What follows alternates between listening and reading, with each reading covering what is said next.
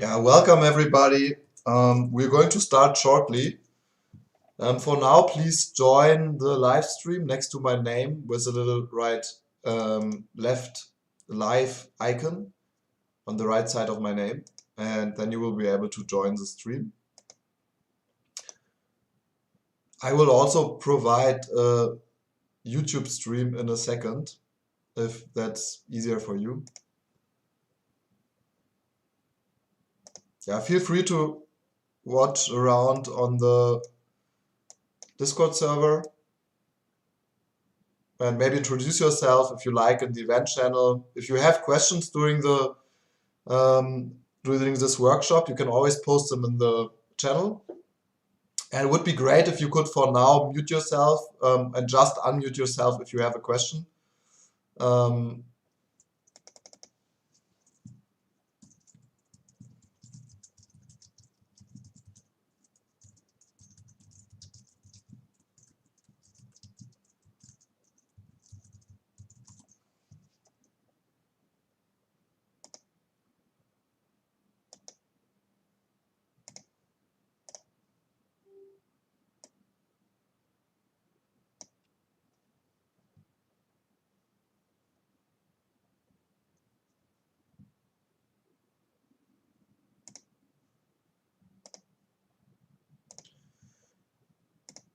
Okay, let's give it one more. Let's give it one more minute. So I guess like one question was here, like, will we be able to code along? I think not. Yeah, I think you will not be able to code along, but you can ask questions, and everything that we are mentioning is also shown in a tutorial. So you will be able then afterwards to see everything, and you can code along from the tutorial.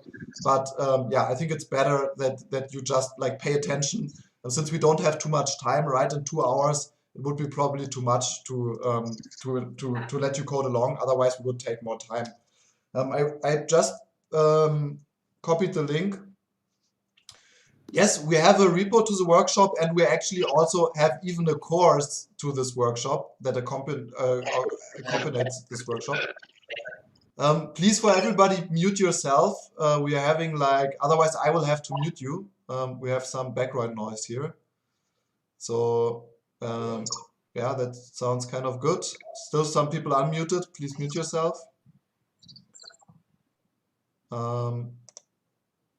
Otherwise, I will go quickly through here and unmute everybody. Problem is, then you won't be able to unmute yourself. So if you're muted by me then and want to be unmuted, please write in the channel. Otherwise, I will mute people just to keep the background noise as low as possible. Okay, I would say that's great. Like we have a lot of people here, so I think we are ready to start. So I will hold this workshop together today with Philip, who will.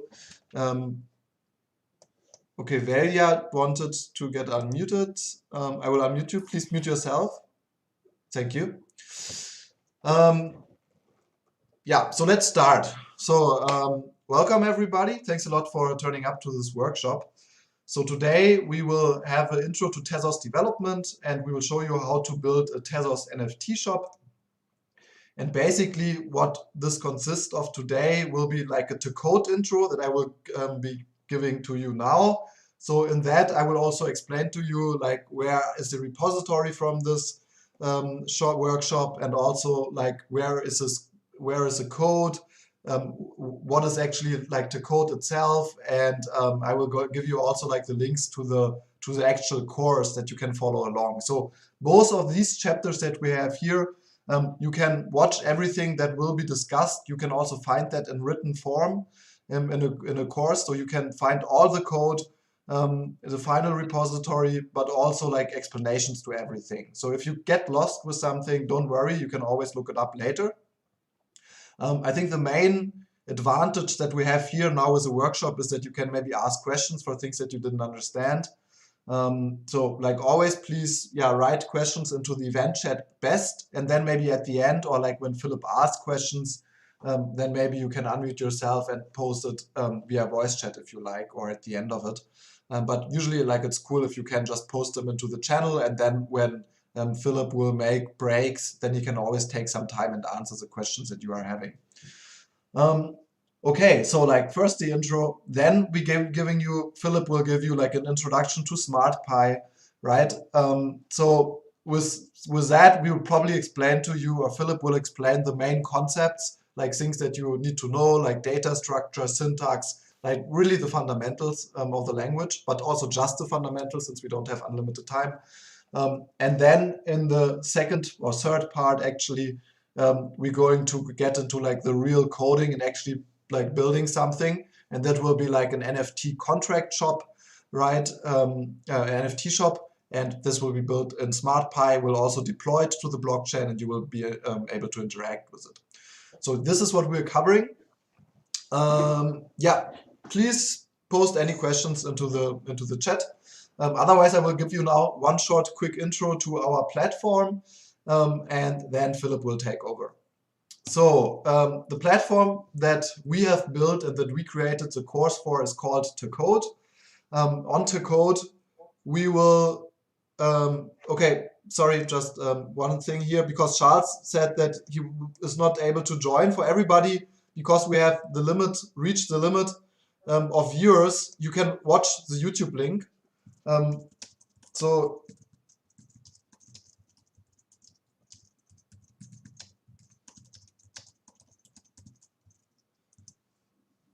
yes, I will share the link again here. So, I mean, as you are hearing me, you probably, yeah, you probably don't have any troubles. But if you drop out or you want to see it on YouTube, then you can also do it there. And you can also post questions on YouTube in the chat, and then I will also see them and send it to Philip. Okay, let's go on. So we built this platform Tacode.dev, and there we will have like multiple Tacode courses. But actually like the most interesting part about this platform is that it enables you also like to create your own project and get feedback on it from your peers. So today we are going to follow this development starter course, build your first smart contract and DApp on Tezos. Yeah, one reminder, please mute yourself, otherwise I mute you. So we will follow along with this course where you can also earn some tests for building contracts and also for giving feedback, right? So this is part of this course that you can find here. And so like we have in this course a general introduction to Tezos, if you don't know anything about Tezos, and show you how you can create a wallet. You can see that here in these videos. How you can get testnet tokens and all the basics you can find in this introduction channel. Then we have like basic smart contract ingredients for LIGO. So here we explain in camel LIGO like really the fundamentals of development. And then we have the same for SmartPy, and this is what we will be covering today, and this is what Philip will be mainly talking about in the first chapter, right? And yeah, as you can see, you can find all the code examples. Philip will show you later, but he will do a lot on SmartPy. So like we have this integration where you can just click on it, and then you directly will be guided to the code that you can then just import and then play around in your browser. So all of the code examples are linked to SmartPy, so that's pretty cool. And then then we have like a DApp starter, which we will not get into, but then we have like the token the token shop. And for that, again, like all the examples are here, and you can look into the code, and you will get everything that you basically need from that, and everything is also explained again, and you can test it also in the IDE if you want to. So look out for that. I will paste you the link to that right now here into the chat. You don't have to be logged in for this. Yeah, later you can take a challenge, and then you can earn some tests for creating your own contracts here by linking it to your repo with a contract. And then you can also see like on other people's submission and get feedback on other people's submission. And yeah, you can look around what other people have created.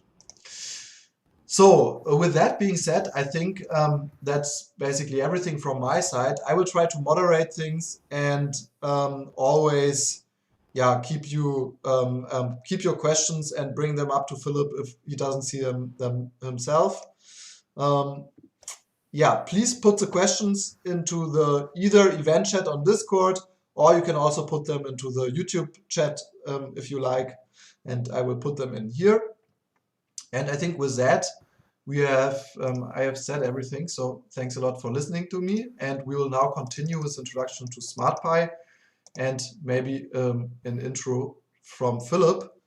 So Philip, if you are ready, maybe you can start talking and share your screen. And I will switch off my stream and you can join Philip. Yeah, thank you very much. Hi, my name is Philip. I'm a software developer, smart contract developer, and blockchain specialist. And together with Moritz, I created the course on the Tacode platform on Tezos, both courses, the Common Legal and SmartPy course. And I'm going to walk you through a basic tutorial on SmartPy. What are the implications? What are the differences to maybe Common Legal? And then walk you through some basic building blocks, how to use SmartPy. I will show you how to deploy a contract. I will show you how to create something like an NFT shop, and this part will be split into 3 different sections. Section number 1 will be like generally how to create data structures for something like a shop, very simplistic shop, nothing too fancy. And second part will be how to, in general, interact with an FA2 NFT contract, because the NFTs on Tezos, they rely on the FA2 token contract, and FA2 is a pretty vast token standard that also can be used for fungible tokens, and so it's a bit complicated, and it has like a bunch of nifty tricks how you can do multiple transfers of tokens in a single transaction, and so the data structures behind it are a bit complicated. I'm going to walk you through the data structure that is necessary for creating NFT transaction, and then we will glue it, basically the shop and this part that is just focused on the NFT transaction together, and yeah, hopefully we will have a finished sort of NFT shop where users can buy an NFT, and we will also deploy an NFT contract and hopefully test it all out. Yeah, that being said, so I have experienced some issues with Discord because I'm using 2 computers and I have 2 Discord accounts, and I wanted to share my screen from some other computer, and now exactly in the moment when I wanted to share, my second Discord account got blocked because something's going on here and I need to start verifying it. So I think I will not be able to do this in time, and I will try to quickly shift my workflow to the other machine, and I hope it will all work out. It just takes a little bit of extra time. Sorry for that. I had prepared a bunch of things and windows, and that doesn't seem to happen the way I want it. Okay, just 1 second, please.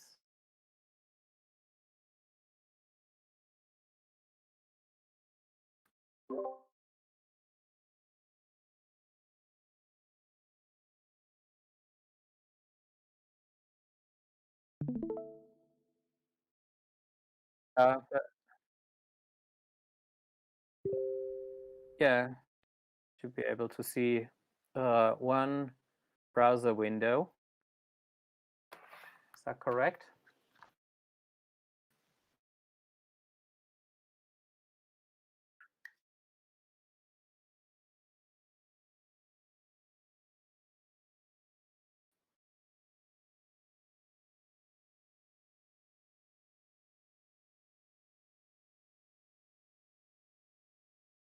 Okay, just gonna wait a couple of seconds until everybody found this thing, and then I will jump straight into it. Okay, so yeah, so what is SmartPy? I think is the first thing that we should discuss.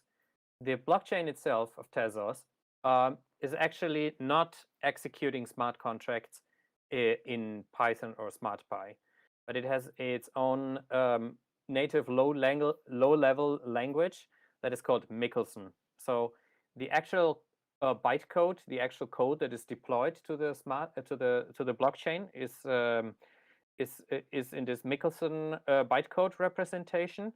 And if we're using SmartPy, actually we have a bunch of sort of tools in between compilers that will translate our SmartPy code through an intermediate language called SmartML to Michelson. Right. And Michelson itself is a very strong typed language. So everything has to adhere to the type system of Michelson. And because Python itself has a very loose type system, there's basically a little bit of a compatibility problem between the two spheres, right? And to get around this issue, SmartPy actually sort of projects all data types and data structures that are possible in Michelson in a SmartPy library. So SmartPy is not exactly really like a language. It's more like a library that you use interactively, sort of like a domain-specific language, in order to make this SmartML compiler understand what type of Michelson you would like to create. So unfortunately, that means that also a lot of sort of nifty things that you're probably used to do in Python, you can't do. And for the reason that the compiler can not foresee the future and cannot know in like a dynamic programming environment what are you trying to achieve. The entire logics of your program needs to be sort of boiled down at compile time to definite types. And so you need to basically tell the compiler what types you're intending to use. The compiler can infer the types in many situations, but not necessarily in all of the situations, right? And I think maybe we should start like right away writing a little SmartPy program. For that, I'm going to open the SmartPy IDE. Like here also linked on the website. I happen to have the documentation open, like as you can see, but if you click on IDE, a new window comes up, and yeah, it takes a little bit to load the compilers and everything in the browser, and is asking you how do you want to start with some favorite templates or whatnot. We're gonna just like close all of it. The example that is already here inside, I'm going to delete for now.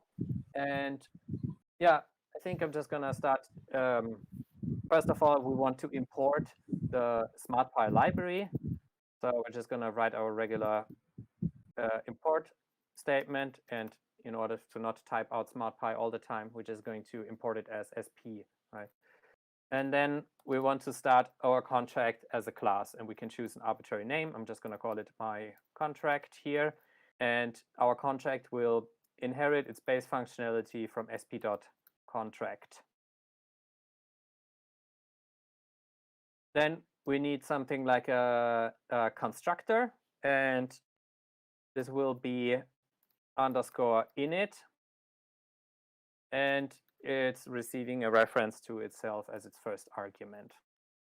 Most likely, we then want to initiate the storage. Each contract has storage. These are the data that we want to administrate in our smart contract, and this data will live on chain, right? So we're using the init function, and we give our storage an initial value. So if I didn't make a typing mistake, this should compile. So it's successfully compiled, but on the right side, you can see that our output panel doesn't really show very much other than this magnificent logo. So the reason for that is that SmartPy, the workflow of SmartPy has in mind that you always write tests alongside your code directly in the same editor. And for that, we would have to create annotated functions that are describing our test cases. So we're using the annotation sp.add test. We're giving our test a name. So I don't know, it's just for simplicity. I'm also going to call it my contract, but you're free to choose whatever you want. And we would have our test function. And in that test function, we at least have to create a scenario from sp.test scenario. And then we have to initiate an instance of our contract. This is the contract that I just defined in line number 3. And then we have to add the instance of the contract to the scenario. And now we should be able to compile the contract with the and have the test run automatically.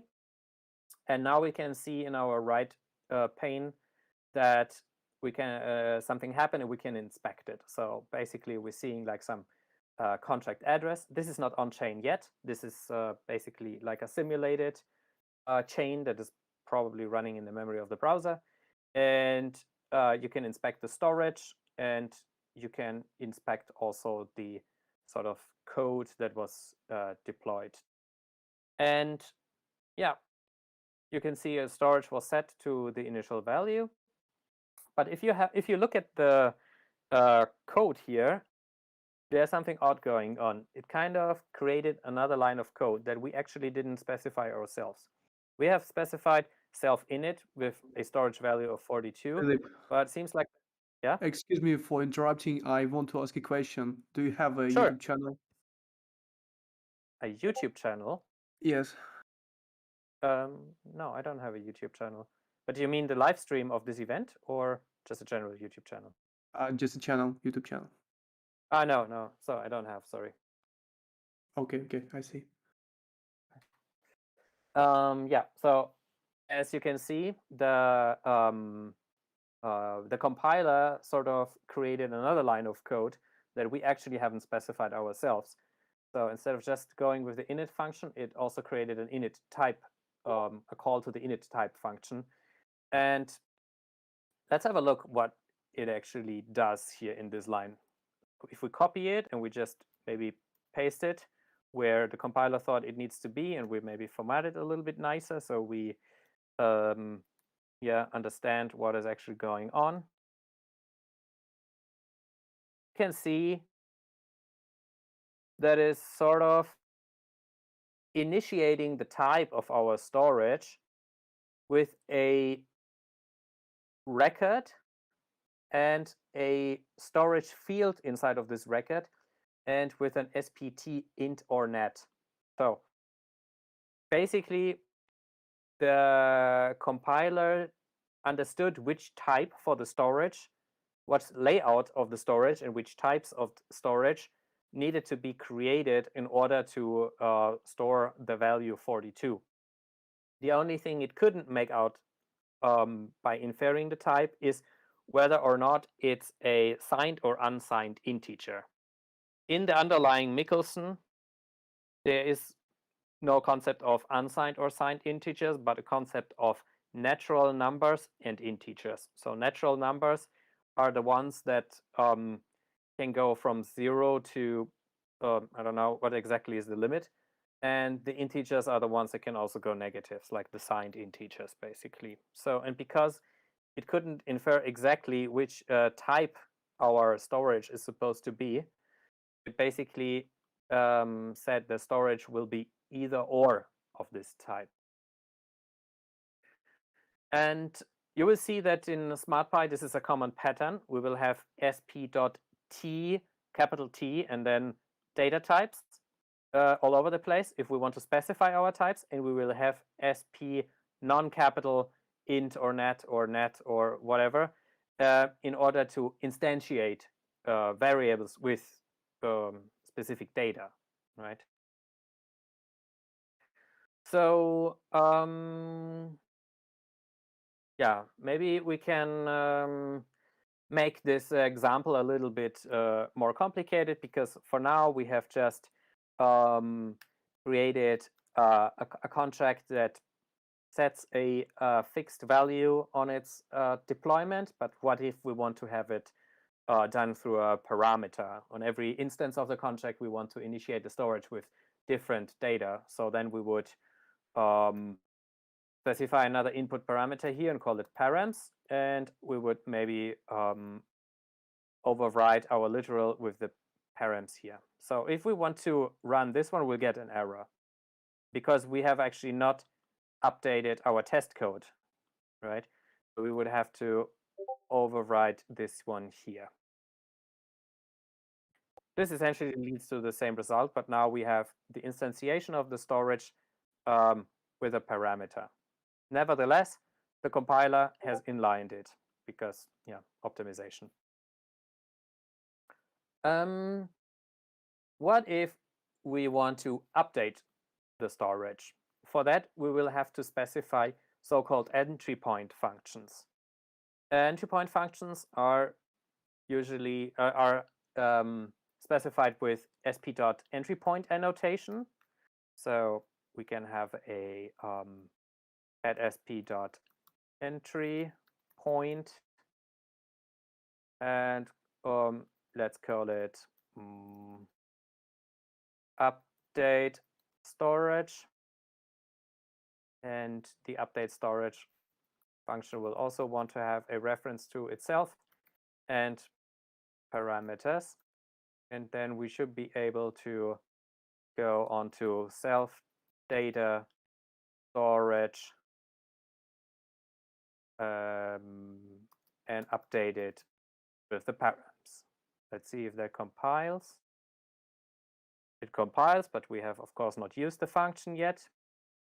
So we will want to use the function in our test. Contract dot update. Oh, actually, I have a typo here. Storage. Just gonna copy paste now in order not to make more typing mistakes. And then we will update it to a different value. So you can see new contract was initiated with storage 42. We have a second transaction. It's calling the update storage function with the parameter 7. And now the storage has value 7, right? So this is how you would, instantiate contracts, how you would run functions and inspect basically what's going on with each transaction and how it affects the storage directly from the SmartPy IDE. Of course, we can also just change the data type now. We could make it like a hello world, and we would probably see that we're getting a problem here is that the type was inferred to string, and later on we want to call the function with an integer. And of course, the storage was initiated with the string type, and it can't actually happen. So we would also have to change it here. And if we want to test functions that are invalid to run, we can actually call run and provide a valid false. And then we should be able to test a test case that is not supposed to run. No, it doesn't seem to work the way. Okay, anyways, can't seem to. Okay, never mind. I'm not sure. I'm not seeing the mistake here. Should have worked. Yeah. So let's talk about more types in the sense of contract. So now we have only worked with integer, we have worked with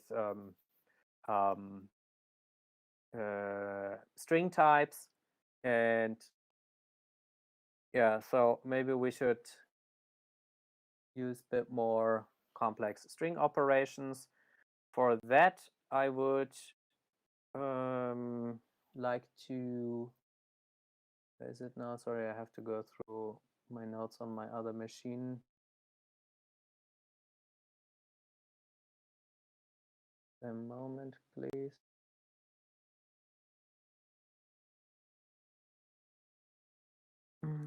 Maybe we can just use a intermediary variable here to play a little bit around with the types.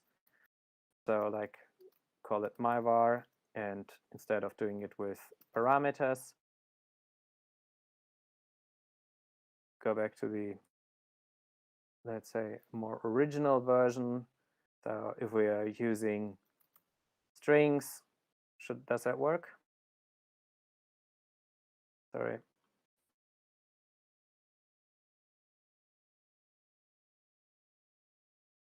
We can also, of course, use something like string concatenation, like you're probably used to from Python, right? We can use also single quote, literals, and we can also use SmartPy specific instantiation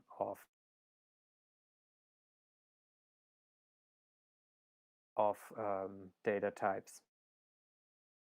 So what's the difference and why is it useful? I mean, in this case, what's the difference between just writing normal string or writing it with this sp dot string literal? It doesn't really make too much difference in the context of string, but like we showed before, if we just saying myvar is version 4, we can see that the storage was initiated as an spt int or net.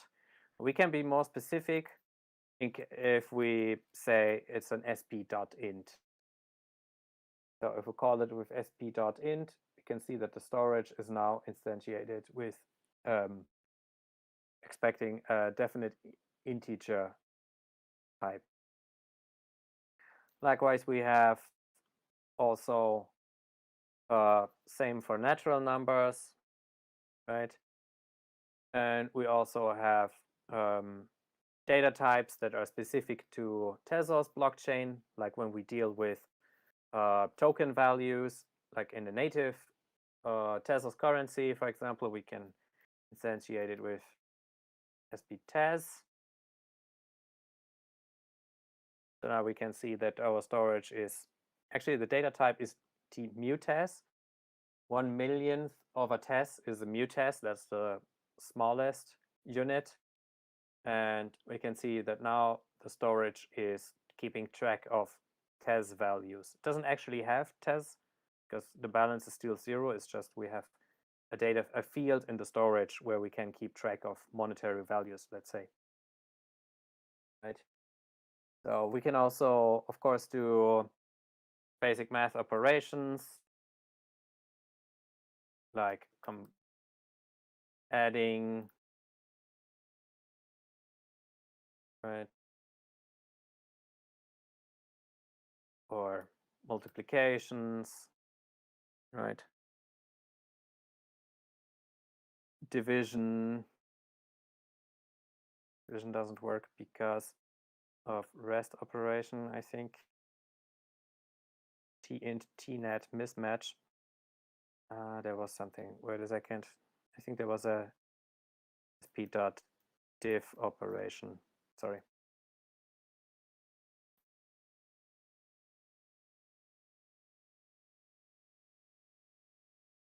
No. Sorry, multiplication, definitely. Oh, that's the problem. Yeah. So for this kind of stuff, we have utility libraries in order not to cause type problems. And there's a couple of yeah, smaller. Like I encourage you to use this utility functions, even though multiplication also works with the asterisk, but it wouldn't work, for example, if you wanted to multiply like a normal tnet or int with an sp mutas, for example. Then I think the compiler wouldn't really know which type should the result be. Are you trying to find out how much is 5 times 5 mutas is in mutas or as in integer?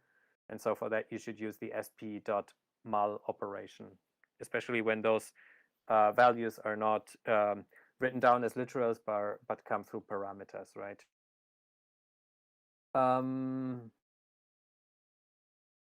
Yeah. So there's also utility functions to test for which data type it actually is. So you would have something like a sp.isNet, and then you can test for whether or not something is a net. The result would actually be of a so-called unit type, and that's a concept from functional programming. And because the underlying Michelson programming language was designed with functional programming in mind, that's a concept you have to understand and learn, even though it's not really part of the Python world, let's say. So the result of an operation can be either sum of a specific value or none. So that's essentially a little bit like as if in a dynamic programming language, you have a function that's either returning a value or false, but it can't really work that way in a functional programming language because the type itself needs to be adhered to and is very strict. So for that, you have this type of unit types. And so if you want to create a sort of branching here that would check if something is a natural number, you would have to first do sp.isNet. The return would not be true or false. The return would actually be either the natural number or a none, and you would have to basically do what is called an open sum operation, and then you can specify an error message if that would not be, right? So we could also see what is happening here. Then I think the result should, okay, let's see if that even works. I'm not sure. Okay, so you can see the isNet3 resulted in that it is a3, and we opened it, and that's why the result is actually still of this value. But if I would delete this line and just do sp.isNet, the storage now is not anymore of type integer. It is of type option. So it hasn't been unwrapped, let's say, and the result is still wrapped in this option type. That's something to keep in mind. It happens all over the place when you're dealing with functions and operations that can potentially lead to an error case. The result is usually of type option, and you need to unwrap it with this open sum function where you specify a message that's supposed to happen if something is not of this particular value. I'm not sure if it works now if I put a literal. No, it doesn't work that way. It would, but it would work if it was coming from some other data source, right? Yeah, there is of course also like Boolean, like you would have sp bool for that. But this is essentially the same as if you just write true directly here. It's just, let's say, more complete. So data type now is tbool. You also have address types. Not sure if I have a address at hand right now. Let me just copy paste one. So you would write something like sp.address, and I think it will be inside of a string literal. Right, so now we have an address into storage, and that is something completely different from a type perspective than as if we would just simply put the string, right? Because the address casting is making sure that it really is a valid address, and if I just put it as a string, it could be anything. Could also be an invalid address, let's say, right? And yeah, we also have more also time specific building blocks like sp.timestamp. So you can put a normal Unix timestamp. I think this should be to 19. Oh, okay. Yeah. I was kind of expecting it to show me this nicely formatted as a time, but doesn't seem to. We have also sp now, if you want to have the time of the block. Or maybe this just doesn't seem to work in a simulated chain that is running like in the browser. Yeah, you can use the usual Boolean operations from Python, like to and true, for example, right? For the OR operation, and so on and so forth. I'm not going to go through all of them, right? But just to show you. And yeah. So let's talk about like how to say, like if and while and loops and all of this. And so like I said before, the compiler needs to translate your Python code into this Michelson representation. And for that,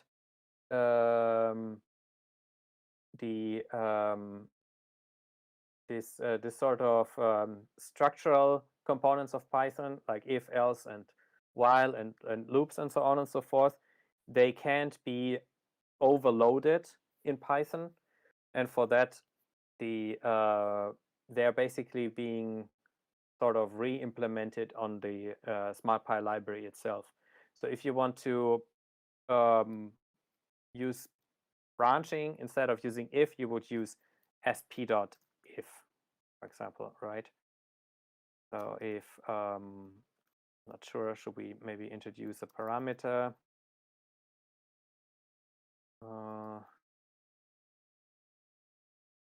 Sorry.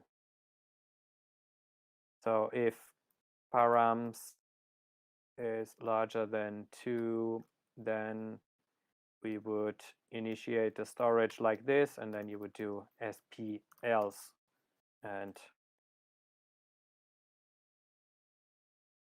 then initiate the storage in a different way, for example, right? And the same is also for while or for loop or so, right? Maybe we talk about more complex data structures, because now we have mostly talked about simple data types. There is, and those are mostly also shaped by the underlying Michelson implementation. So we have a data type for pairs. So we have, for example, let's say user first name, last name. We have Alice.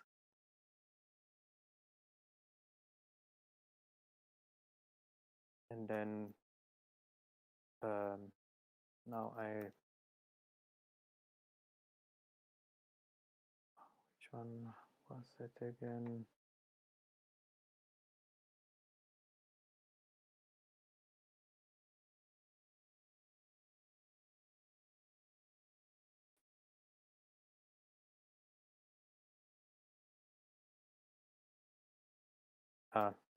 Don't need params. Now we have a storage initialized with a pair. Pair is always of it's always two fields, sort of, and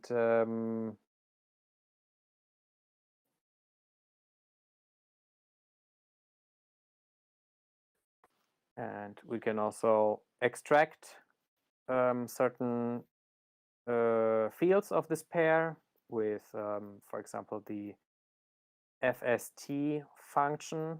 Sorry, it's sp.fst.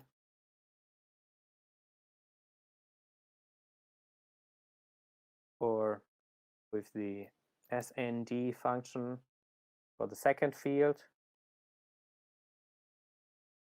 And yeah. Or we can also use lists. Like if we just append a list here. Okay, now it's called user. Yes, that's a reserved keyword. So then you can see the storage is pre-filled with lists. And yeah, we could also loop over elements of the list. But like I said before, we can't use the built-in for loop. We had to use sp.for. So we'll do sp.for x in list and so on and so forth, right? Can of course also push elements. So for example, let's rename this to add element, and the storage is now a list, so we would use the push function and add this value. So now we would have to create also a test case for this one. Add element, we're going to add element 42, let's say. So initialized 1 to 3, transaction push. Now we have 42 on top of the storage.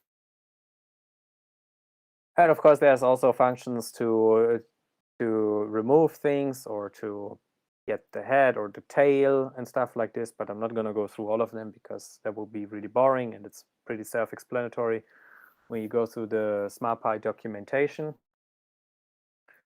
There's also another useful data type that's called sp.record, or of the type T record.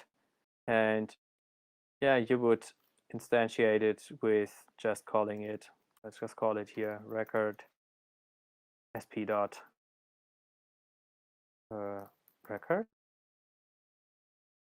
And then you would specify fields like, let's say, the age of somebody. No. Will be probably a natural number. You could say username, and that will be of type string. That's Bob. And of course, now this one doesn't make sense anymore. So I'm just going to delete it for now. Maybe I shouldn't delete it. Maybe I should just comment it. Can I comment here?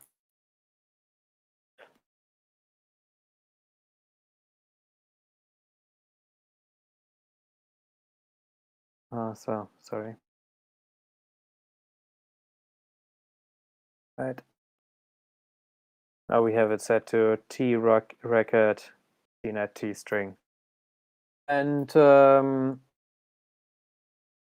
yeah, we also have, I'm not sure, maybe you have some experience with Solidity, or the smart contract language of Ethereum and other EVM-based blockchains.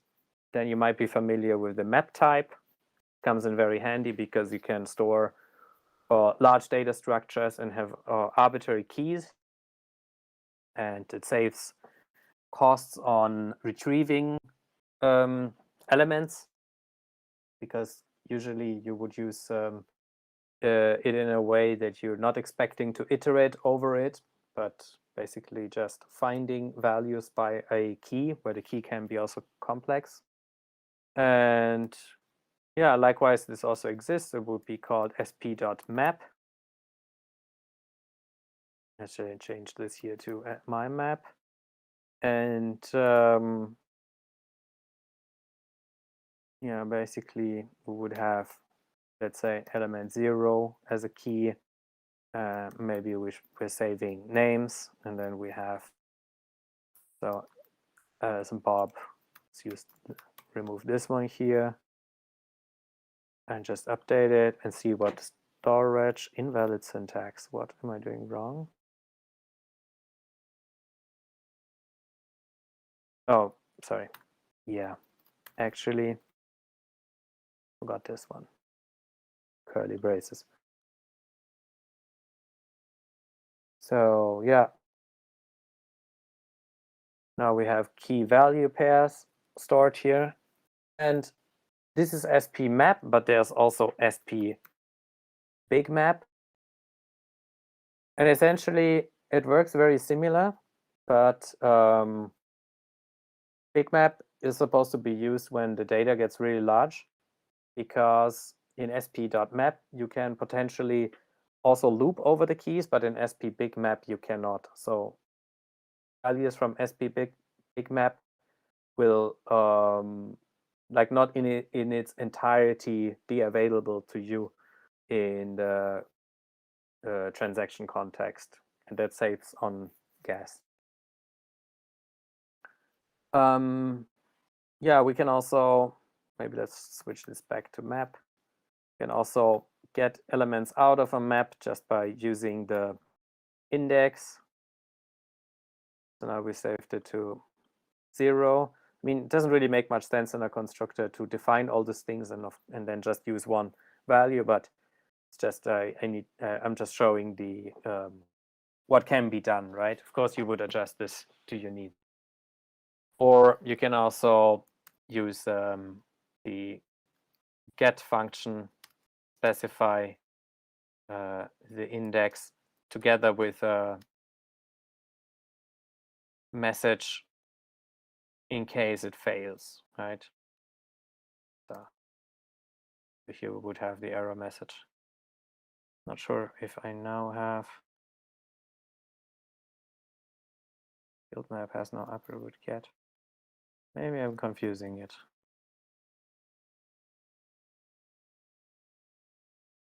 Confused. Okay. I'm pretty sure this used to work. Okay, maybe it doesn't work in the constructor. Or again, I'm getting something else wrong. Yeah. Anyways, so much on maps and big maps. And there's also maybe we can if you want, you can ask a question regarding the types, the storage layout. If somebody has some question, otherwise I would continue.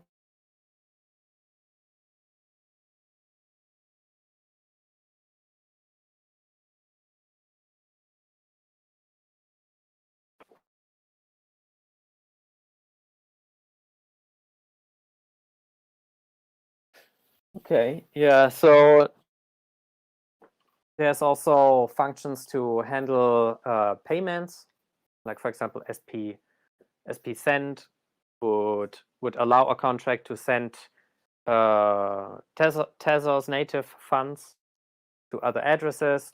For now, we could define a function. Let's say, call it like payment. Does it need to have a parameter? Maybe not for now. And then we would do an sp.send. And usually, first parameter would be an sp address where you would want to send it to. So not sure. I don't have a address at hand right now. And then you would say how much Tez or mu Tez. So keep in mind sp.Tez. If I say 1 Tez, that is essentially the same as if I would write 1 mu Tez, 1 million mu Tez. Sorry. And of course, I can also use some underscore here to make it a bit more readable. And I would have to specify an error message also in case it doesn't work, right? So maybe I'm just gonna quickly copy paste an address from somewhere.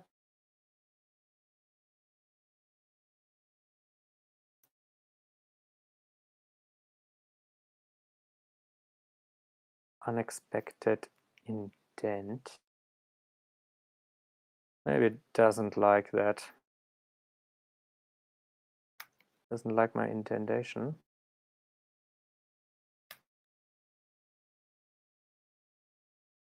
Or was it just because I forgot the commas?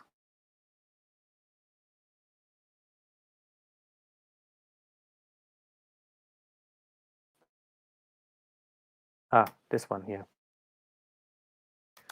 That's a tricky one. So, but I haven't actually tested the function. It will most likely fail because the contract doesn't actually own any Tez. So I would have to, yeah. This is where this run valid false would come into play. If you're trying to run a transaction that cannot possibly succeed, you would add this, right? Yeah, so you can also, of course, set an initial balance in the test. Maybe then we can actually test this. So we can, I think it's just on contract dot set initial balance, and then define an sp.test amount that the contract might have.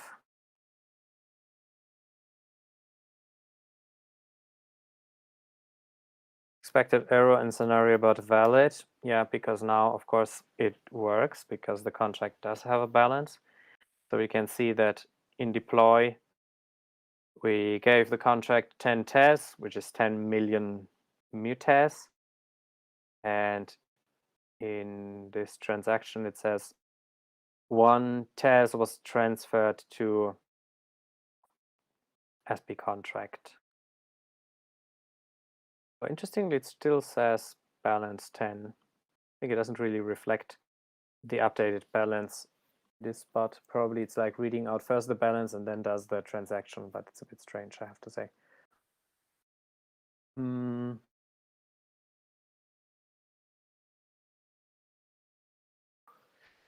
can also use in the test scenario a function called verify. So we set it to initially 10, right? So let me see if I can format this better, because otherwise it will be very tricky to read on the small screen. So if we're sending 5 tests, initially, then the balance afterwards should be, after payment, should verify to 5 tests. So we can say contract, sorry, not true. Scenario, verify, and then read out the contract balance.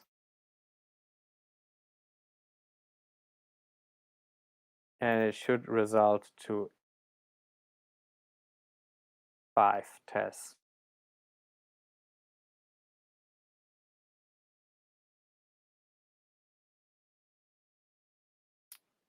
Yeah, I think it would have complained if it didn't work, but I don't really see much output.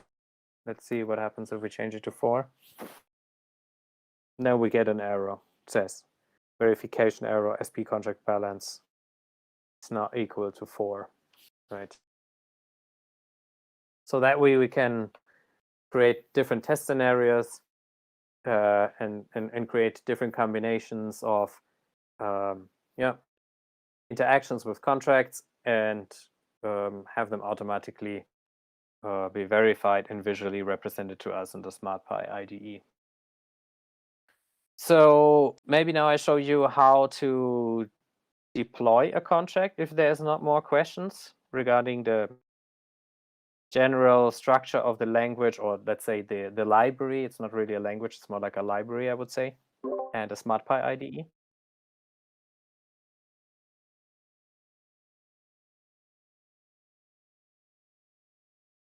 Yeah. Okay.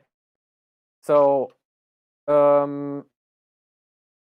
the underlying Michelson language is designed with concepts from functional programming in mind. And in functional programming, you have this idea of very strict type safety. And because of that reason, you cannot have a function like in a dynamically typed or loose type language where you could write something like if this results, then return a number, and otherwise return false, right? I'm not sure. I think I'm not really a Python developer, but I know other, let's say, dynamically typed languages, and that's what people do, right? They create a function, let's say division, a function that is doing something with division, and then you test if for the case of division by 0, and then you would return false, for example. So this function would return either the result of a division or false if the division was not successful or cannot be successful or would be illegal, let's say. And so the code that is using this function would have to know in advance how to handle the edge cases. But it's basically the responsibility of the programmer to keep it in mind and handle what happens if the function does not return a number, but actually returns false, right? And such things are eliminated in functional programming languages, or basically are not necessarily eliminated, but they are dealt with on a type level, in such that if you have a function that could potentially not yield a result, like in this example with the division, like if you have a function that divides numbers and division by 0 is illegal in a mathematical sense, so it cannot yield a result, then you would have to design the function and tell the compiler that the return value is not necessarily always an integer, but can also be a none value. And so the type is a wrapped type where you return the result in an option. It is wrapped inside of an option. And that is basically the language equivalent to something might potentially go wrong. And for your code to work with this, you need to sort of unwrap it. You need to get it out of this little Schrödinger box where you're not sure if the result is actually a result or is an unresult. And this is what this open sum does. It forces you to deal with the edge case. What happens if it doesn't work? Basically, the compiler is forcing you to do it. I'm not sure if that answers your question. And sure, I'm not in the event chat. Let me look in the event chat if somebody replied. Yeah. Tanya X is typing. Kind of got it. Okay, good. Happy for that. Is there any more questions regarding the syntax or the general layout? Don't be too shy. Like even if it's maybe a question that you think is not very useful, ask it anyways. You know, glad to help. Yeah. I have a question about the payment thing. How will you verify when you do the payment inside the contract the balance, if you have the balance to send before you send? And how will you handle that error? I'm not sure if I understand the question. So it's when about you do the payment inside the contract, before you send the 5 tests to the address, how would you check if the contract balance has that 5 days inside, and how would you handle that error correctly?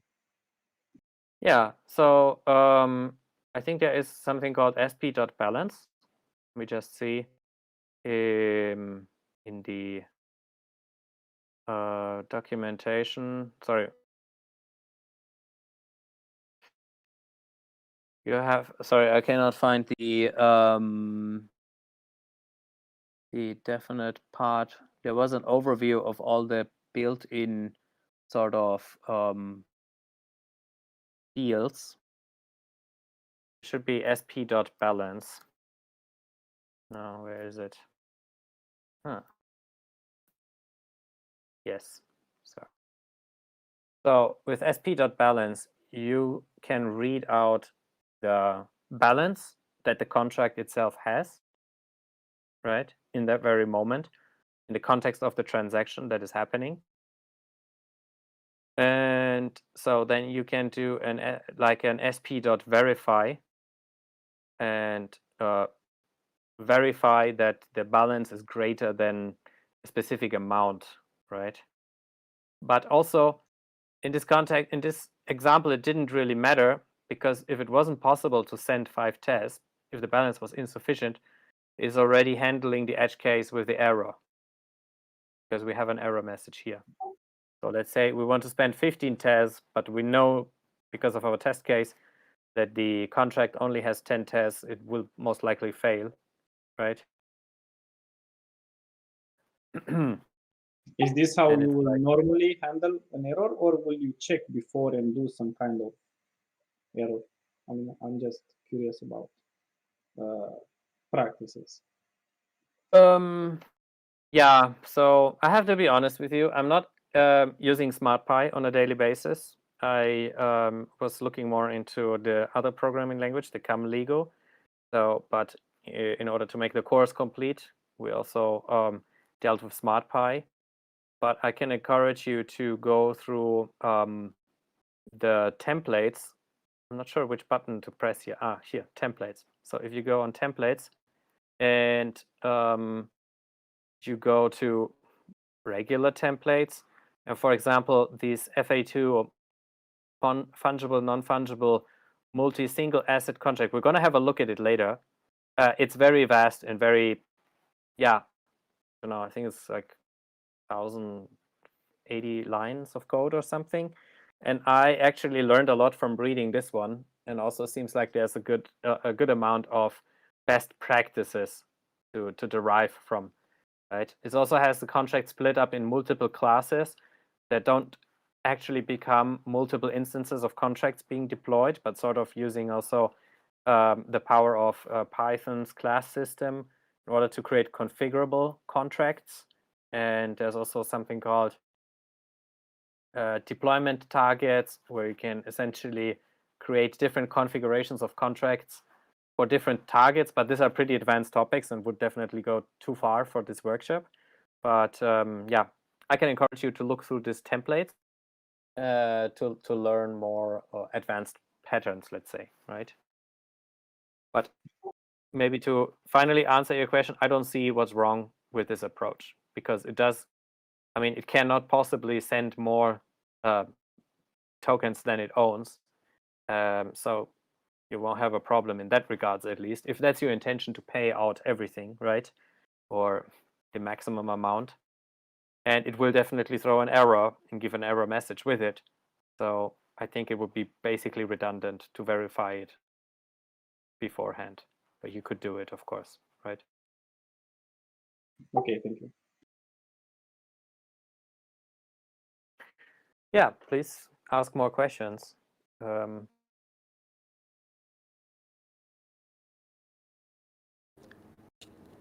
Hello. Hello.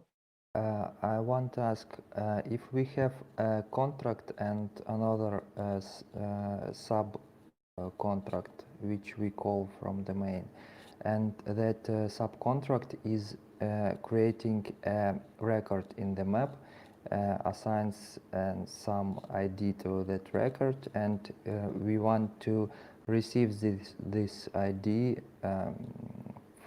to the calling contract. How can we do that? Okay, yeah. So that it's a legitimate question, and I have to say I didn't prepare such an example, but the way I understand is that the functions in SmartPy don't actually have return values in that sense. So I do know that there is a differentiation, like in Solidity, between message sender and transaction origin. It just has a different name. So how would that possibly be done? Good question. I think I cannot answer that in this moment. But if you want, I can research and prepare an example in the Tacode code.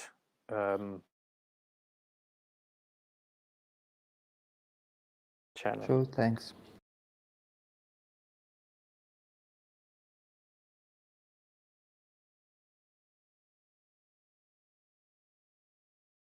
Okay, so Uh, maybe, yeah, hello?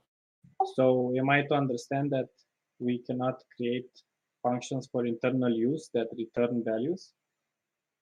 Yes, you can use functions for internal use that return value. But Those ones are called. I'm saying But it aren't callable from outside the contract, just inside. yeah, that's the way I understood it.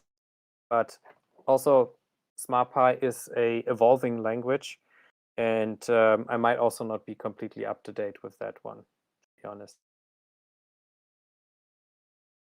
Okay.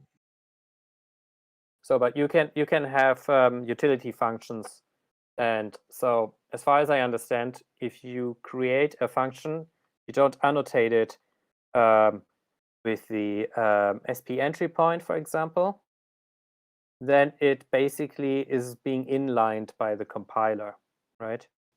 So if I would create another def my util function here that takes in some kind of parameter, and then I don't know, I'm just like pseudocoding it, right? Don't take it now for granted. I would return something in this sense, and I would use it inside of this entry point payment function. I would reuse it in other parts. The compiler would actually use the compiled code of this function and inline it in the final compiled result, right? There is something called lambda functions that also has like a separate annotation. And let me just find an example. And as far as I understand, those are not being inlined. We would have an annotation called sp dot global lambda. And then if I have a function that also does something, right? Then this one is essentially like a private function in Solidity, for example, right? But then you would have to return the result with the sp dot result function, and then do something like, here goes your whatever you do with your params or whatever you want to return, right? But especially those parts about lambda and view function has changed significantly recently, because there's also this concept of view functions that are not actually becoming part of the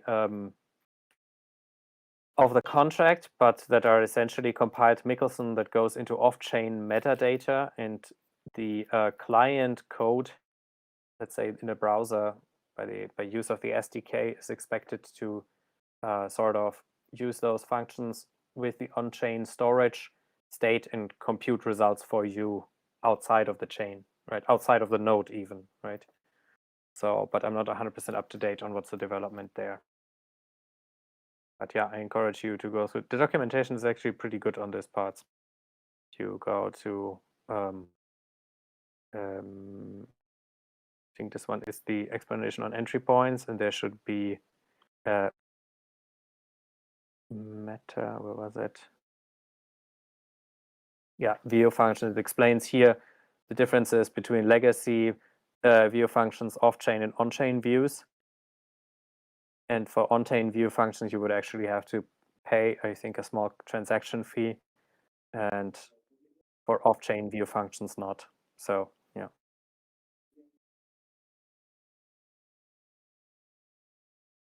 Okay. Let me see if somebody else wrote something in the channel, maybe, event chat. Okay. Some more functions, questions, sorry.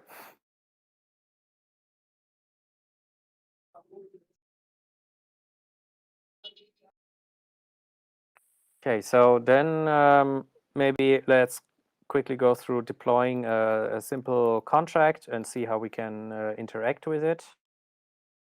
Just have to, sorry, like I said before, I had prepared everything else on a different machine, and now I have to sort of improvise a little bit on this. This was the wrong.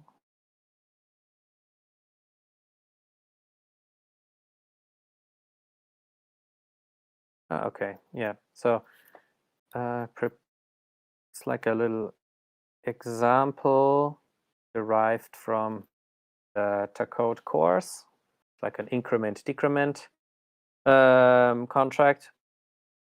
And yeah, if you want, I can also share the links directly in the event chat. So you can also import the contracts. I'm just going to do that. So in the event chat, I just posted the link to this contract. And I'm going to import it. And yeah, keep in mind that SmartPy somehow always has like one open file. And if you import other examples, is sort of overriding the things that you wrote before. It's a bit confusing. So I wouldn't rely on it too much to yeah, keep your code organized. I'm basically just using it to execute code. So here we're having like a counter initiating a value, and then we're having two entry points called increment decrement, and they're just exactly doing what they're named after, incrementing and decrementing a value. Then we have a little bit of a test scenario that's just testing it through. And if we're running it,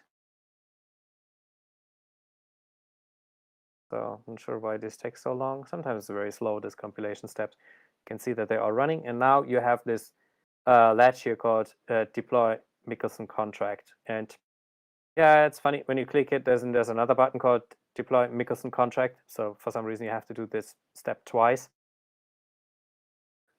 Then a new window or tab should open that says, yeah, origination.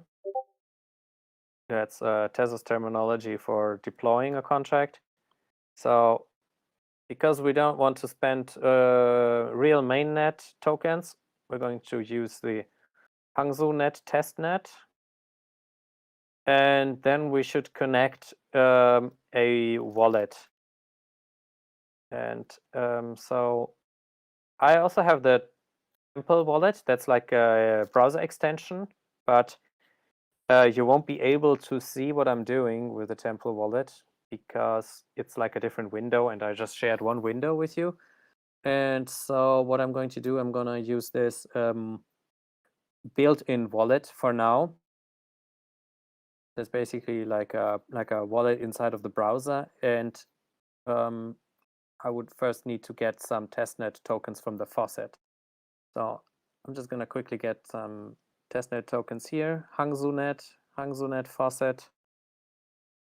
We're doing the recapture thing. Just need to quickly identify all boats. Right. Then I'm getting like a testnet mnemonic. Don't worry, I will never put any real assets here. I will import it here on Save faucet, and now I have to activate the account.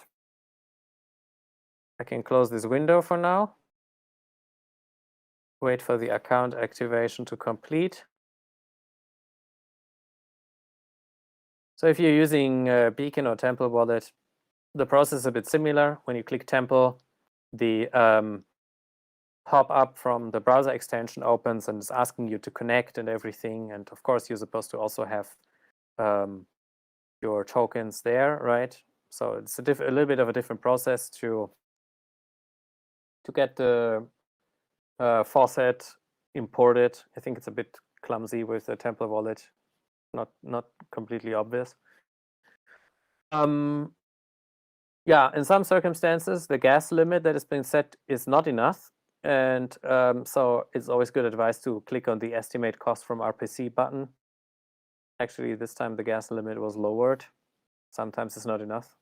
I don't know why it doesn't do it from automatically.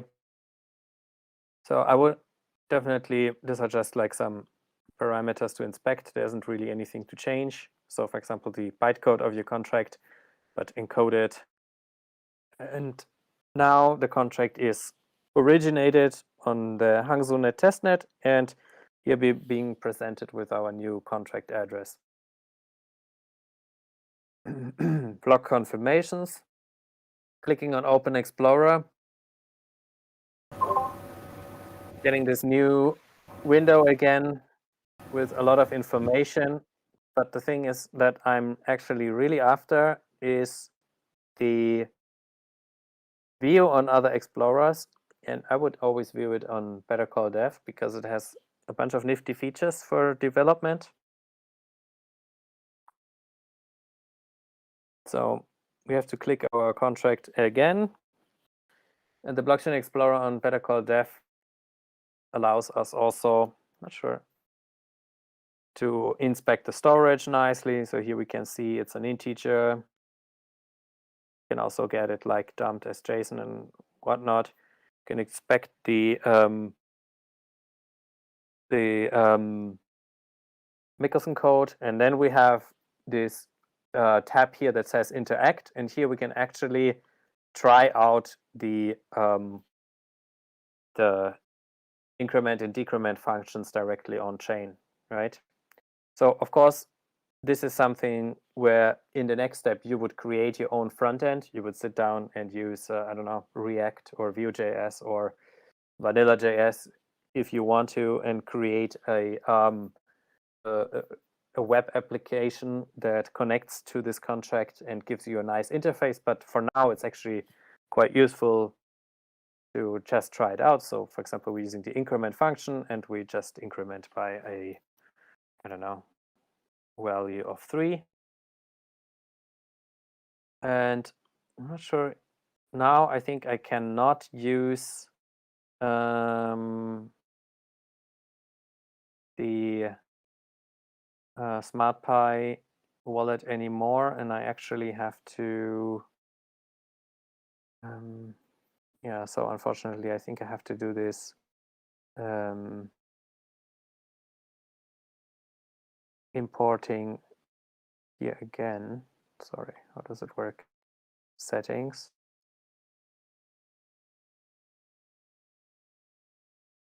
Activate account. No. Yeah, this is exactly what I wanted to not do. Yeah, sorry, this is something I prepared on the other machine, but really a pity. Exactly the moment then I needed it, they blocked my Discord account. I don't know why. Sorry, where?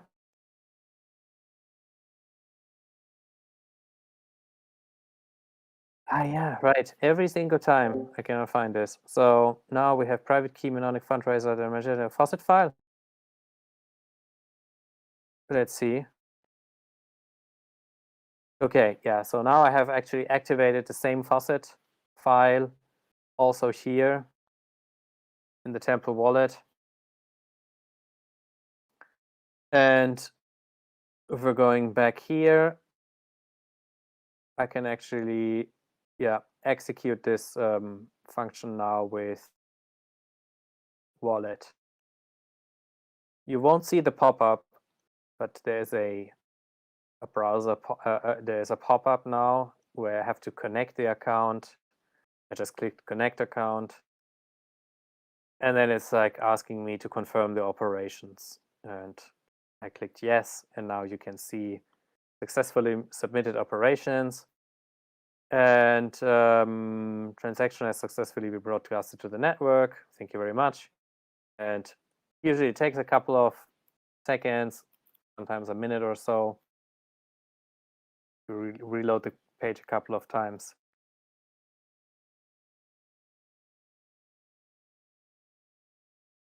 Should be able to see.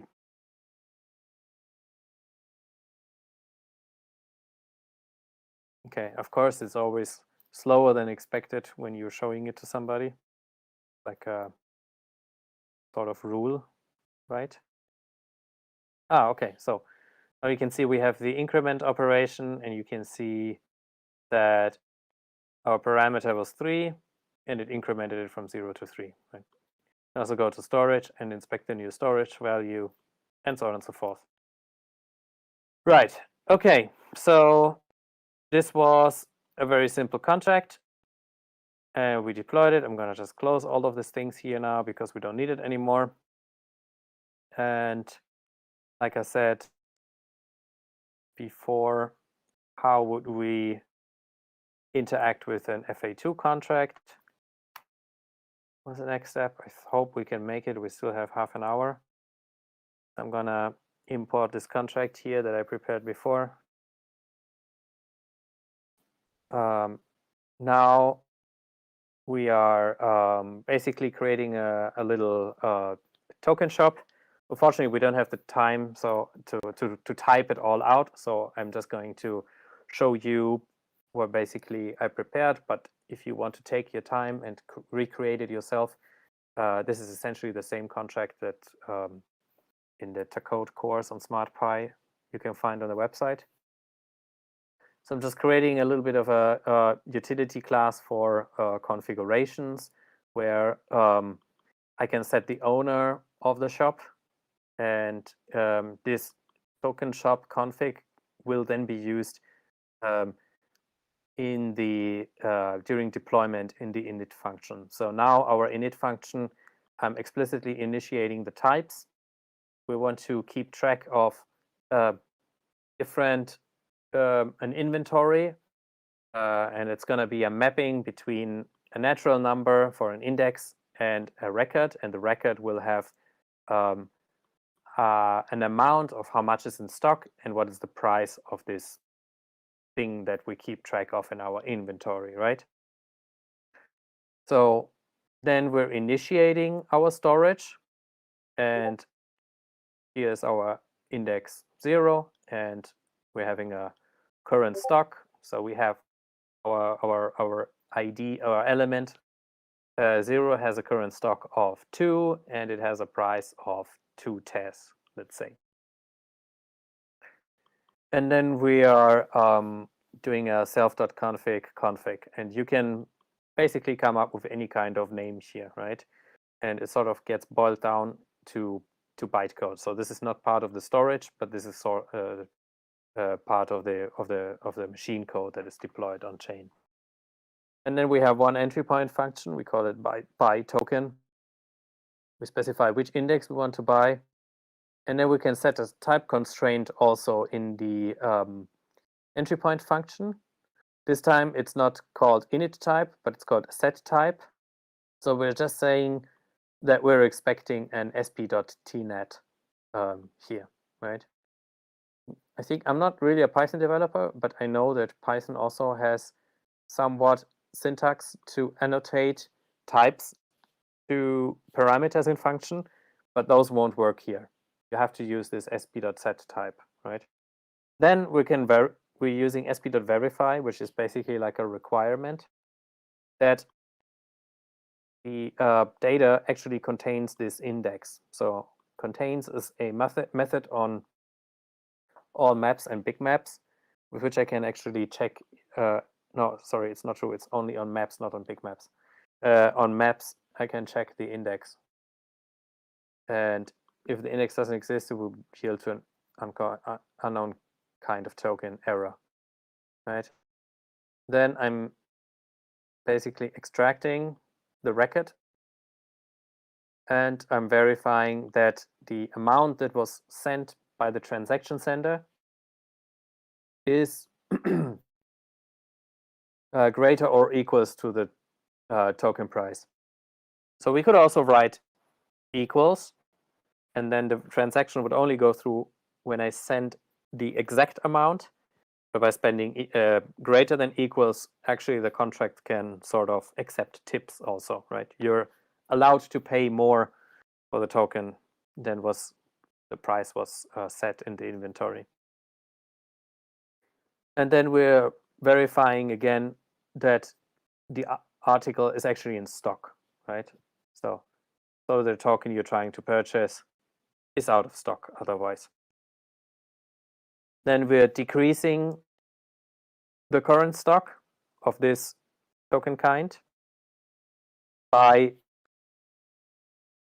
the current stock minus 1, right?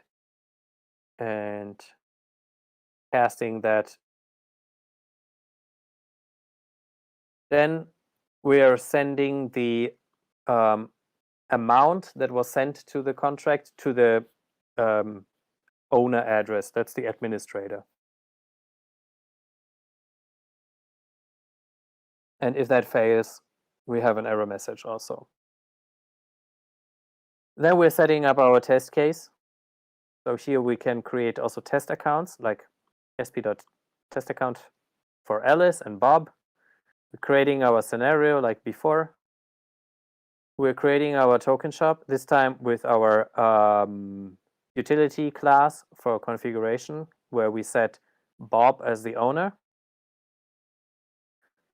And then basically we're calling the buy token function with the parameter 0 and run it in the context of Alice as the sender. Alice will also transact to Tez, right? Then we're going to test also cases that can not possibly succeed, like this one, for example. We are purchasing token number 1, but that doesn't actually exist. That's why we specify it as valid false. And we're going to purchase token with the wrong price. Like it's supposed to cost 2, but we're just sending 1, so this transaction is also supposed to fail. And we're just going to also test tipping, which is a function that is supposed to pass, right? And as we have sold it now the second time, and we only had 2 in stock, now it's supposed to be out of stock. So we're running all this.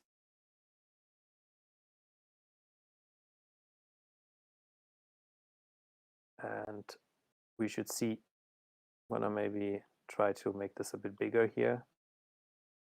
So now we are supposed to see deployment, how the stock gets incremented to 1. Here we're having the reverted transactions, but they didn't cause an error in our test script because we specified them as not supposed to work. More errors and purchasing the last stock, and so now we have again the error, right? You get a message also nicely printed out here. Okay, so I think this little contract should basically be understandable now that we talked about SmartPy, how it works and everything. And it's basically just like fusing together all the different small building blocks that I explained in the last hour or so. If there's something remarkable or something strange you might want to ask about, or something that you found was not explained well about this contract. So then I would go to the next contract. So we had this idea about then changing this contract to actually sell NFTs, because at the moment it doesn't really sell anything.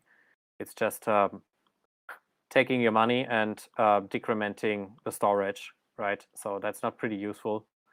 At this point, you could consider it a scam if you wanted to call the buy token function. So it's definitely missing the part where it's actually sending you a token, an NFT.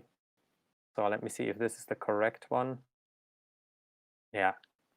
So because the token transfer is pretty complicated, I mean, it's actually not complicated, it's more complex, let's say. I just show really briefly how it works. And in order to use certain functionality of the FA2, I'm sort of importing the FA2 template. That only works in the SmartPy IDE. That wouldn't work on the command line interface because it's using sort of the built-in templates of the IDE. If you want to use the command line interface, it's a different syntax, and you would have to save it as a file and do, I think, SPIO import file. And then basically, I'm just creating my own FA2 class and just inheriting everything from the base FA2 class and have nothing to add, so I just pass here. And now I have a just a little contract that is never supposed to be go on chain like this, but it's just to test out if it works, right? And as a minimum, I think it needs like a token address. Which token am I talking to? So this is the only thing that I'm basically putting in storage. Oh, actually not true. I'm not putting it in storage. Sorry, I'm putting it in the contract bytecode. I'm actually specifying an empty storage here, basically. And then I have one entry point function for transferring. And maybe if we're reading it from bottom to top, it's easier to understand. We're using an SP transfer. And the transfer is basically a call to another contract. And I have 3 arguments. First argument is the input parameters. What call data do I want to send to the contract? What amount of Tez do I also want to send? And which contract am I actually talking to? So the contract in this regards is of type SPT contract, and I actually have to sort of take a normal address and together with the function that I want to call, which is called transfer, that is written down in the FA2 specification, and the argument types that the function is taking, I need to create this this contract object, and it could potentially fail. So again, it's just giving me a sum, and I need to open it. In case it doesn't work, I have an interface error.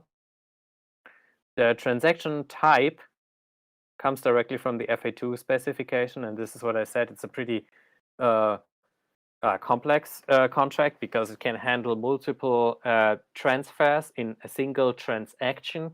And so the input would actually be a record, a list of records, and in each record I could specify from which account and multiple transactions of multiple different tokens and amounts and where I would want to send them to, right? And I mean, it's not interesting to us in this context now that we have all these possibilities to send to so many different addresses in one transaction, but unfortunately, we still have to deal with this data structure. And then basically, we have to use this data. We have to fill it with our own values. So here we are creating an instance of a list that has inside a record, and from is the self address of the contract, right? It's its own address. And we are sending token ID 0, which is in an NFT, you have different IDs, but we're now only respecting token ID 0 to the message sender. This is the account that initiated the transaction to the buy function potentially. And in an NFT, the amount will always be natural number 1. Yeah. So then we're just setting up a bunch of test cases here, like Alice, Bob, and the administrator. We're instantiating the FAT token. That's just the FA2 can be configured in several different ways, and so we are just saying that we want to have it in debug mode. We're just doing like some example.com metadata. We don't really deal with metadata at the moment because that's a complete different can of worms. And setting the administrator address. That's like one of the test accounts we have set here, right? We're creating the scenario. We're deploying the token shop, adding the shop to the scenario. And then basically we have to mint tokens, right? So first we have to create some FA2 metadata for our NFT. So this one is named green square, decimals has 0 and has a specific symbol. And then in the mint function, where we specify the shop address as the beneficiary to be minted to, amount 0, we are specifying the token metadata and token ID 0, and then we're running it in the context of the admin center, right? And then on the shop, we can call transfer token function and sending it to Alice. And if we're running it again, it should be valid false because it has already been sent, right? So let's run it.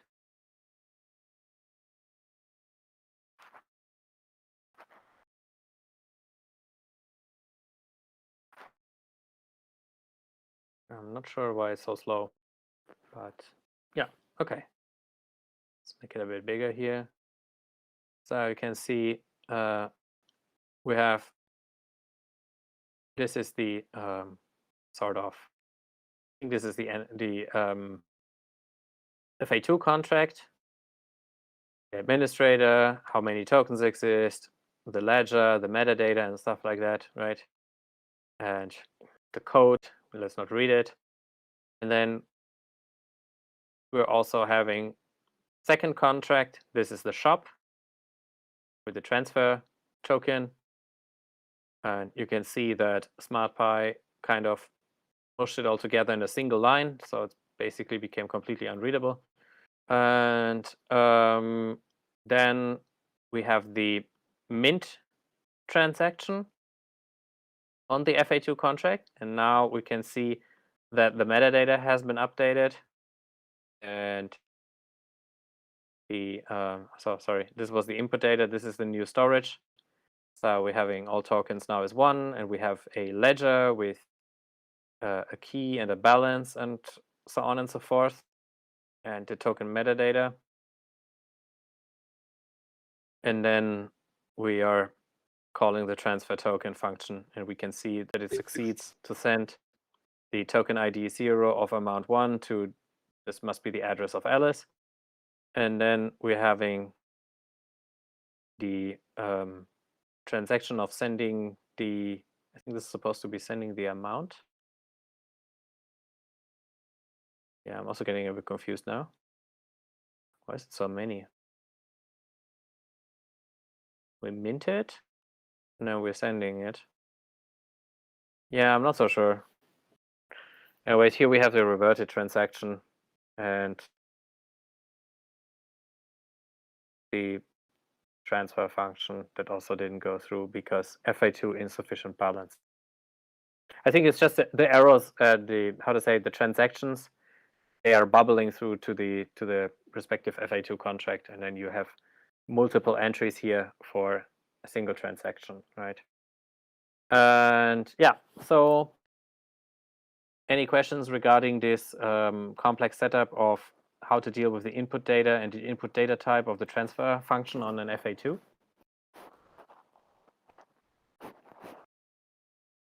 Is it, I don't know, maybe it was a bit fast, but I mean, the key takeaway is maybe not to completely understand now the data structure, but just that we have to define the input types to call the transfer function on the FA2 and how to instantiate, how to describe the input data and how to deal with the edge cases with this open sum and stuff like this.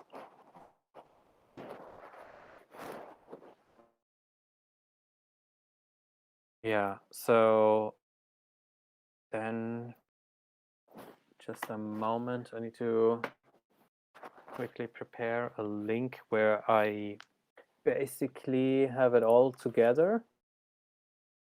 What is this now? Okay.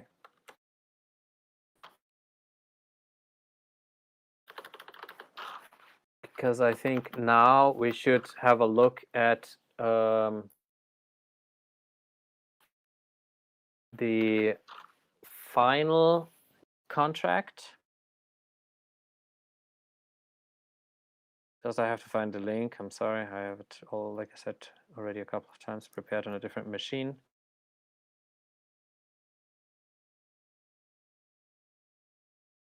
Okay, so, and this is basically now, if we combine this token shop without the transfer and just the transfer part together into a single contract. So again, we're having our FA2, our token shop config, the token shop, and so on and so forth. Just this time, it also actually has a storage on its own, and it has the buy token function is doing the same things like I explained before. It's verifying the token kind index exists and that the amount is, you know, greater or equal to the token kind price, and that is actually in stock, and so on and so forth. But then also does this transaction archetype and unwrapping the address into a specific instance of a contract, dealing with the args, and then transferring, right? And then the test cases, they're basically also fusing those two cases together. And if we're running it, I hope they work.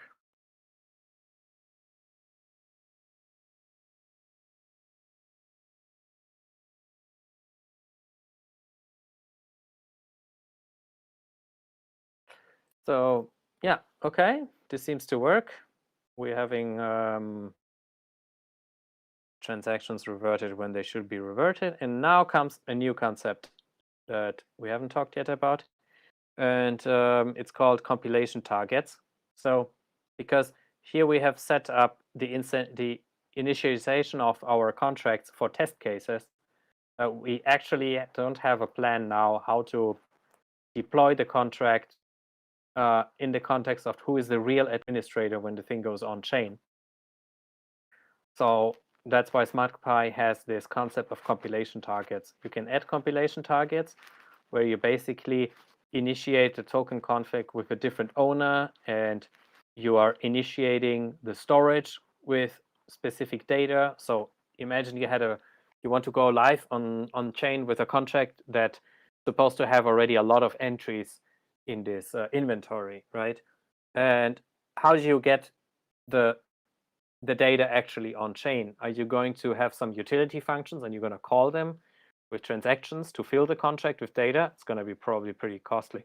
So a better way to do it is to basically tell it to deploy the contract, originate the contract with an initial storage. And for different scenarios, you might need different initiated storages, right? So that's where these compilation targets come in handy. So we have only one compilation target here, and I just called it token shop.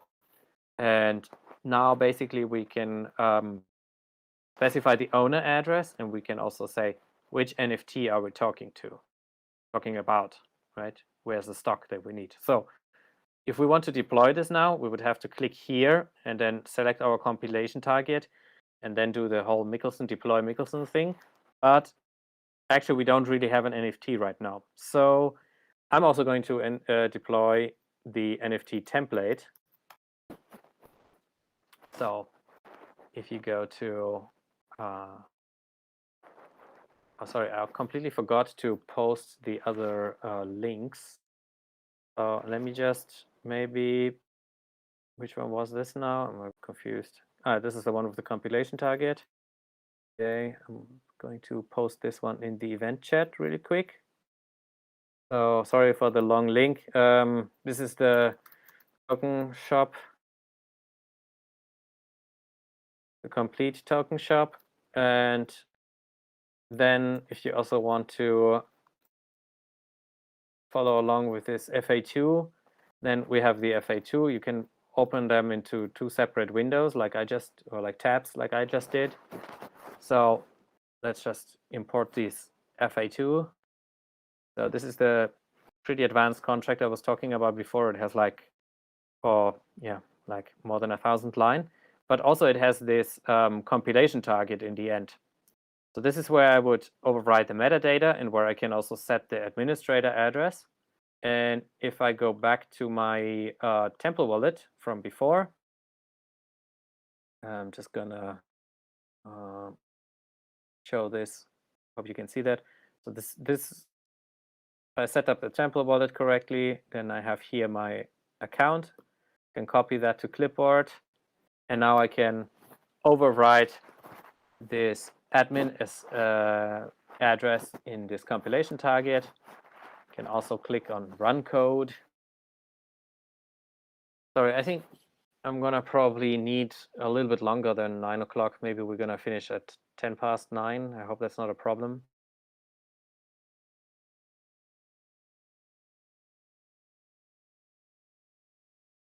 Okay, so I'm gonna use this FA2 compilation target. These are different test scenarios that I could run. Clicking on deploy Michelson. Never forget to change the network to Hangzhou.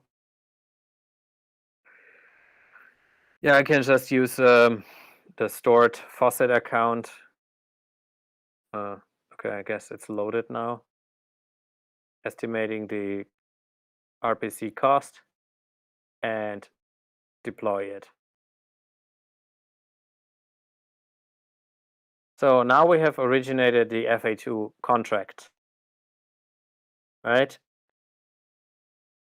And now what we can do is we can use this contract address and override it here in token address.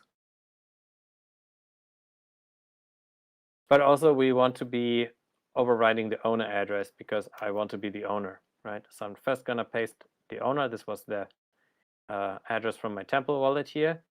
And then I'm gonna take the contract address of the FA2 that I just deployed and replace it in the token address section here. And then I'm also going to run the code.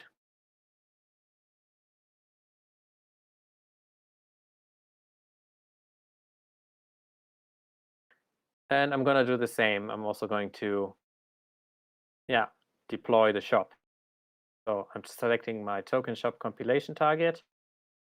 Yeah, sorry, I don't know. This is very small here now on the right side. I'm gonna have to scroll. Okay, deploy and deploy. So same game like before. Hangzhou network. Mapai, choose the faucet account that I have activated this first time. Don't forget to estimate the RPC costs and deploy the contract and accept.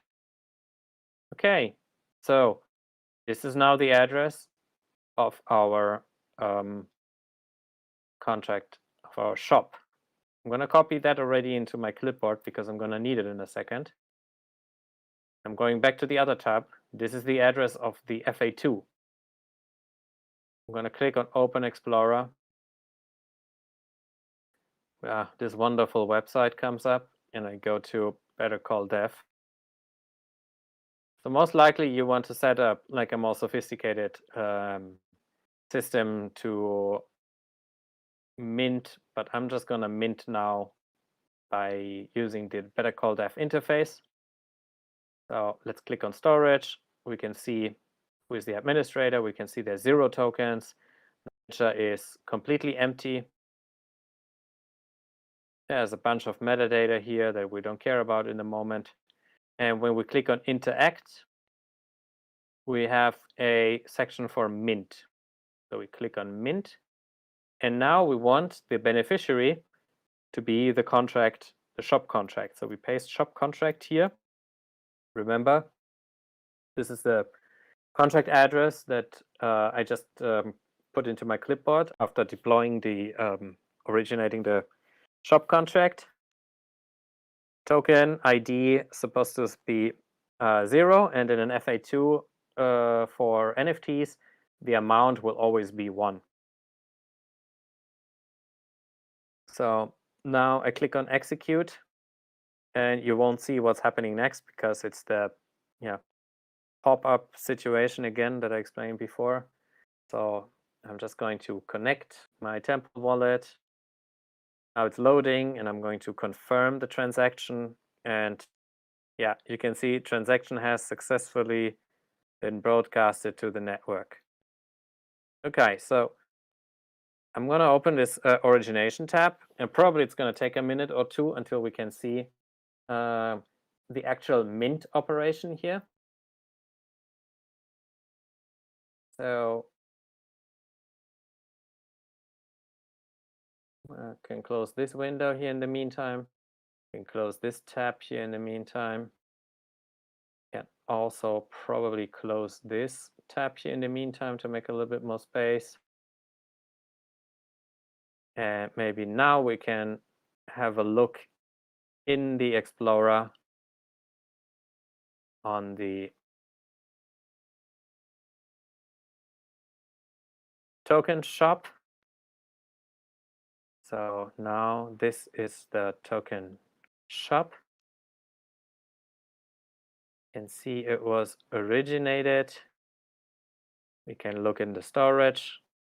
Storage has a current stock of 1, price 1 Tez, and the token address starts with 1 BV.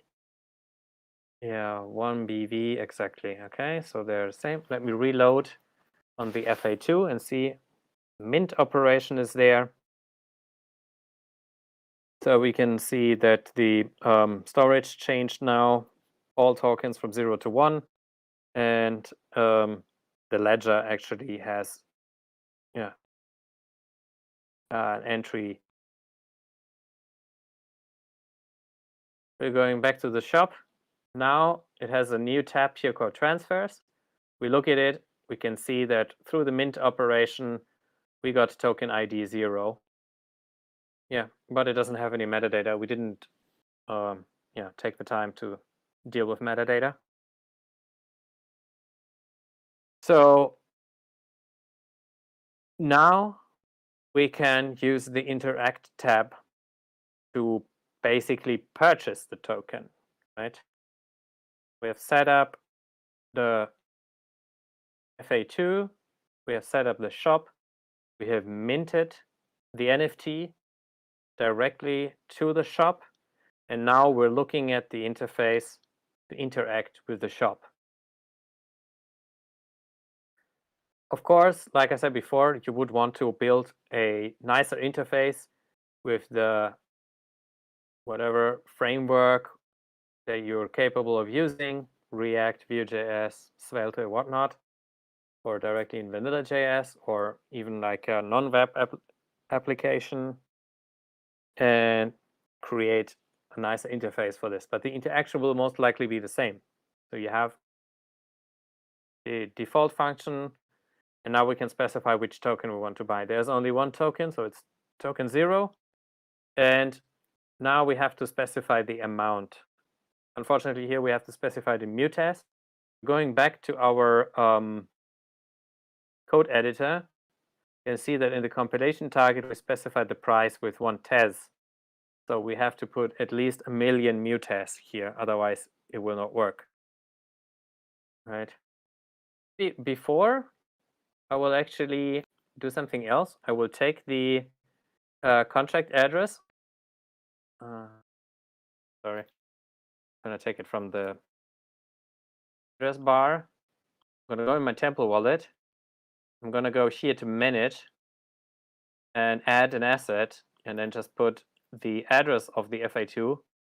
And it's going to load a little bit, and then we'll notice that it can't find metadata because we didn't put any metadata. So we have to come up with our own symbol and name. So that was just like a test token, yeah, like a test. And it doesn't have any decimals, and it doesn't have an ICANN URL, doesn't matter. So now I can see this test token, I have 0 of it.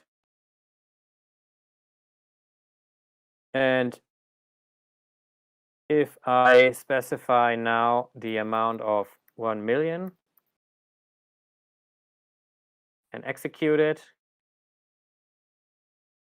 I'm going to use my temple wallet again. And like before, you cannot really see what's happening. And I'm just clicking through confirm, confirm, confirm.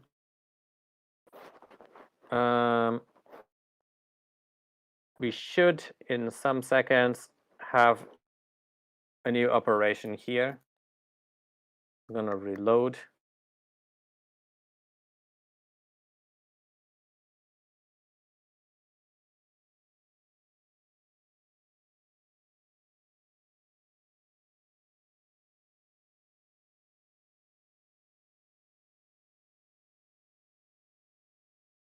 Yeah, I don't know. Maybe we can already, if you want, you can already start asking questions, because I think it's going to take a minute or two. Oh, actually, no, sorry. Now it's here.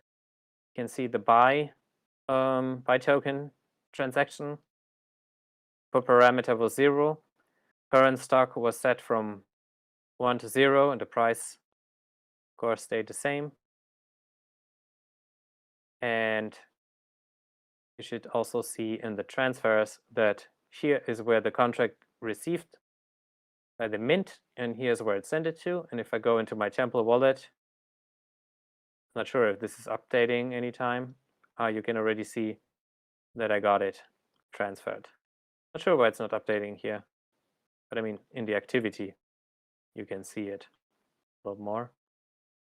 We need to go back. Back. Strange. Okay, so now here it is. Just a bit slow, right? So you can see I successfully purchased this token from the shop. Yeah, okay. So I think this concludes the workshop. And I think we can still make a couple of minutes for questions.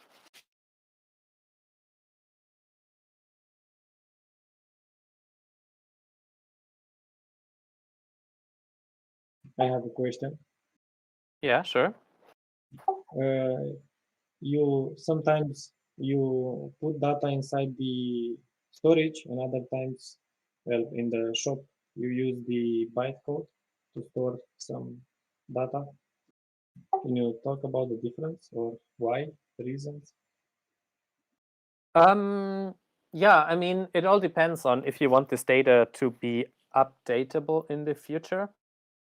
So I think the reason why I did it in this specific context was to show the difference and to show a variation of it, right?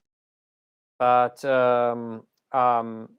let's say you most likely want your administrator to be in the storage, so you can have some utility functions that can transfer ownership, right? Because if you have it hard coded in the bytecode, it cannot be changed, right?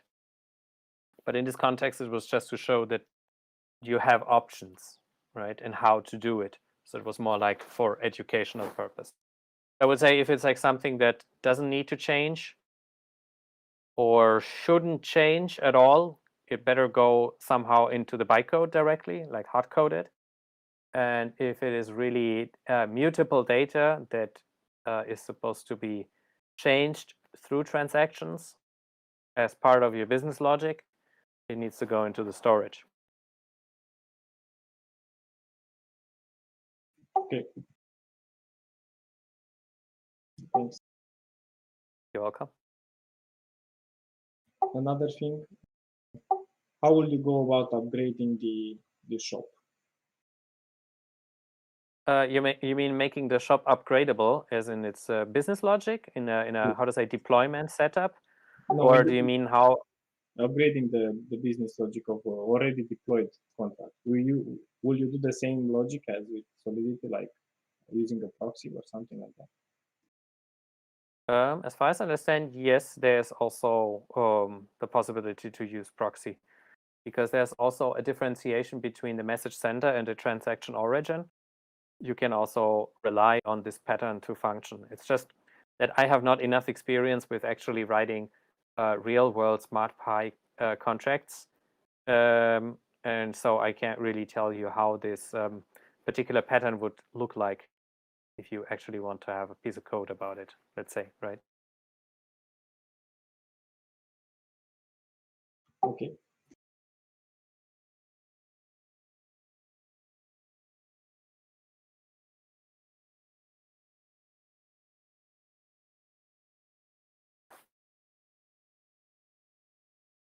Okay, yeah, it seems like nobody has any more questions.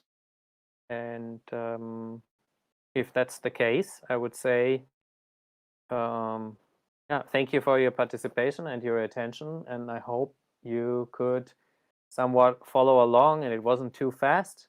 But if it was, I can also point you to the Tacode website, and you can, on your own pace, follow along basically exactly the same content that I just presented to you. So you can see this sort of 2 hours that we just had as an extremely compressed version of the Tacode workshop, right? So yeah, but I think it's kind of timed more for, I'm not sure, what is it, Moritz, 10 hours supposed to be? So it's on a much slower pace and you will have much more time to go through, and there's more examples on data types and operations on mappings and stuff like this, right? And like I said also before, I encourage you also, if you want to learn more about SmartPy, to also read the examples from the SmartPy IDE, like the FA2 standard. There's a bunch of tricks how to make this thing configurable and work under different circumstances. So yeah. Okay. Yeah, So thank you, Philip. I think it was great.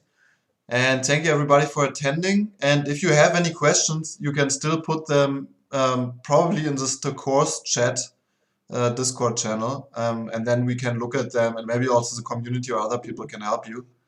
And otherwise, yeah, feel free to go to the Tacode platform. I think like we shared the link. I will share it one more time so that you can look it up. Tacode.dev, and then you can follow the shop contract and also the whole the whole tutorial. Basically go through that if you like, and then if you like, then you can come up with your own contract that is based on what you learned and try to earn some tests and maybe give other people feedback. Yeah, thanks a lot for coming. We probably will keep you updated with new content. So there's also a LIGO course if you like, if you want to get a little bit more into LIGO, or if you're fine with SmartPy, you can also, we have both courses, and also a very quick example on the D app. So how you can build the front end in React for these things. Yeah, thank everybody for coming and hope to see you soon. Goodbye. Thank you, Philip. Have a nice evening, everybody. bye. Thank you. Ciao.